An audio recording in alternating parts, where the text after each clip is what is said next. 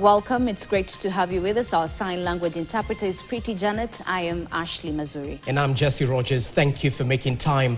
Let's get you informed to a top story tonight, where a political storm is brewing over what many are calling selective justice. The government is being accused of cracking down on opposition leaders while shielding those close to power, even in the face of serious allegations. Several opposition leaders have recently been arrested for incitement, prompting backlash and raising the question, are allies of President William Ruto untouchable? Strategic and communications expert Barack Muluka describes these politicians as the mouthpieces of power, suggesting they act as the unofficial voice of government. Untouchable, emboldened, and dangerous. Winfrey Owino reports.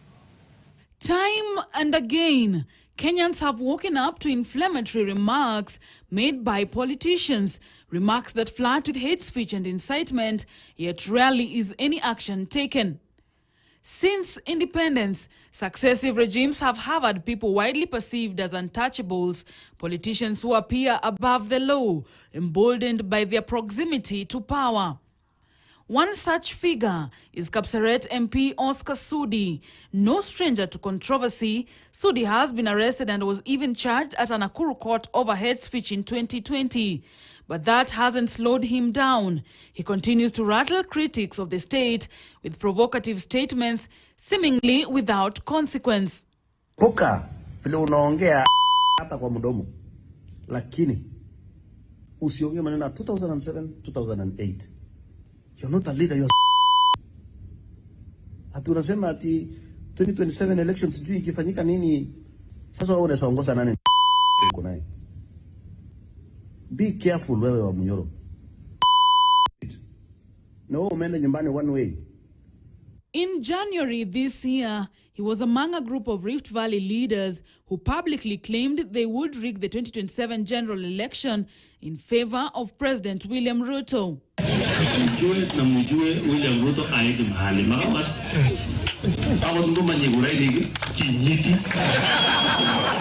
But he is not the only one with a loose mouth in the Kenya Kwanza political camp. There's a number of instances where statements likely to incite hostility and undermine national unity linked to allies of President William Ruto have been made. Their remarks included divisive language targeting ethnic and political groups. When hundreds of people were kidnapped, abducted and killed in Kerio Valley, na wakatupwa mili yao hapa River Yala, wewe ukiwa regional commissioner Rift Valley.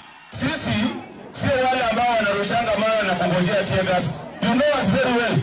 Tukianza tutasimamisha nchi. So tafadhali waacheni mchezo wenu. Communication expert Barack Muluka describes such politicians as sounding boards, individuals who say what those in power would like to but cannot due to their official positions. And it's not necessarily a question of ethnicity or negative ethnicity. Are you politically correct? We may be from the same tribe, but are you cooperative? Are you compliant? Are you usable? Are you user-friendly? Can you help me to externalize resources from the public coffers into my pocket and in the process pick up a few pieces for yourself? Muluka has also taken a swipe at the National Cohesion and Integration Commission, NCIC, accusing it of being a toothless watchdog, largely ineffective due to a lack of political goodwill from State House. And we keep on hoping each time a new regime comes into power that this is possibly the dawn that's going to give us a new morning of salvation. But we have had so many false dawns that have not morphed into mornings of hope. Despite numerous instances of inflammatory speech, investigations often end in silence and enforcement appears selective. As the 2027 elections draw closer, the concern is growing that unchecked political rhetoric could fuel tensions and violence. While legal mechanisms exist to curb hate speech, critics argue the enforcement is inconsistent and questions remain whether the justice system is truly impartial or politically influenced. The challenge remains: can Kenya hold powerful voices accountable without sacrificing its fragile political balance? Winfrey Owino, KTN, Nairobi. Let's now shift focus to a courtroom showdown that's capped